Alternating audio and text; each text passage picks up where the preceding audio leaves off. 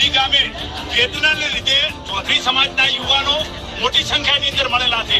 આ અમારી વેદના છે, કારણ કે દીકરીઓ જે ભાગીને ભાગુડું સાથે જતી રહી છે એના અનુસંધાને આજે મળેલા છે. આજે રૂની ગામની દીકરી એક રબારીના યુવાન સાથે ભાગી ગયેલી છે 1 વર્ષથી, હજી સુધી પાછી આપેલી નથી.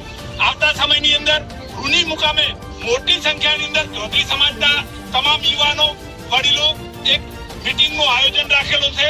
આવતા સમયની અંદર આ દીકરીને જો પાછી નહીં આપે તો આગળની રણનીતિ પણ ઘડવા માટે આખો સમાજ એકઠો થઈ અને જે નિર્ણય મીટિંગની અંદર લે એ અમે સ્વીકારવા માટે સમર્થન આપીશું. જય અર્બુદા મહાદેવ કી જય.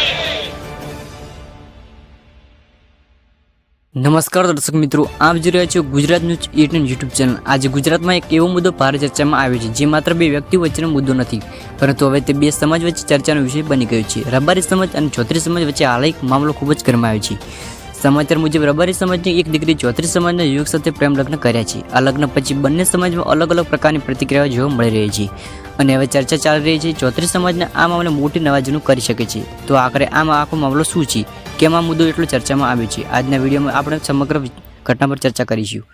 મામલાની શરૂઆત મિત્રો, ગુજરાતમાં ઘણી વખત પ્રેમ લગ્નના મુદ્દાઓ ચર્ચામાં આવે છે, પરંતુ જ્યારે આ લગ્ન અલગ અલગ સમાજ વચ્ચે થાય છે ત્યારે ઘણી વખત તે સામાજિક મુદ્દો બની જાય છે. હાલમાં ચર્ચામાં આવેલા આ કેસમાં જણાવવામાં આવી રહ્યું છે કે રબારી સમાજના એક યુવતીએ ચૌધરી સમાજના યુવક સાથે પ્રેમ સંબંધ પછી કર્યા.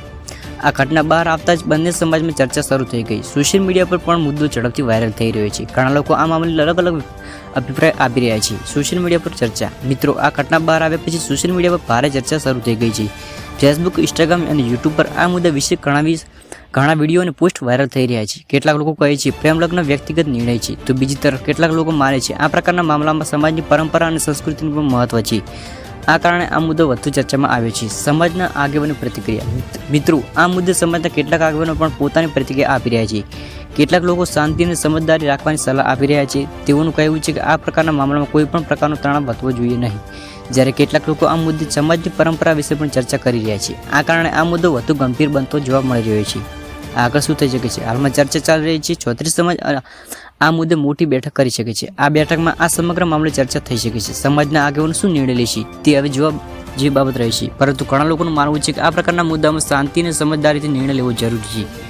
મિત્રો, આ સમગ્ર મામલો હવે ચર્ચામાં છે અને આગળ શું થશે તે સમય જ બતાવશે, પરંતુ એક વાત ચોક્કસ છે, આ પ્રકારના મુદ્દામાં શાંતિ અને સમજદારી ખૂબ જ જરૂરી છે. જો તમને આ વિડીયો ગમે તો વિડીયો લાઇક કરી ચેનલ સબસ્ક્રાઈબ કરવાનું ભૂલતા નહીં. આ સમગ્ર ઘટનાની ચર્ચા માત્ર સમાજની અંદર જ નહીં, પરંતુ સામાન્ય લોકોમાં પણ થઈ શકે છે. ઘણા લોકોનું કહેવું છે કે આજના સમયમાં યુવાઓ પોતાના જીવન નિર્ણય પોતે જ લઈ શકે છે. પ્રેમ લગ્ન હવે નવી વાત નથી, પરંતુ બીજી તરફ ઘણા લોકો માને છે કે સમાજની પરંપરા અને સંસ્કૃતિને પણ ધ્યાનમાં રાખવું જોઈએ. આ કારણોસર આ મુદ્દે અલગ અલગ પ્રકારની અભિપ્રાય જોવા મળી રહ્યા છે. મિત્રો, આ પહેલી વખત કે ગુજરાતના આવા પ્રકારનો મુદ્દો ચર્ચામાં આવ્યો હોય એવું તો લાગે છે. પહેલા પણ આ ઘણા વખત અલગ અલગ સમાજમાં વચ્ચેના પ્રેમ લગ્ન કેસ ચર્ચામાં આવ્યા છે. ક્યારેક આ મુદ્દા શાંતિથી ઉકેલાઈ જાય છે, પરંતુ ક્યારેક આ મુદ્દા લાંબા સમય સુધી ચર્ચામાં રહે છે.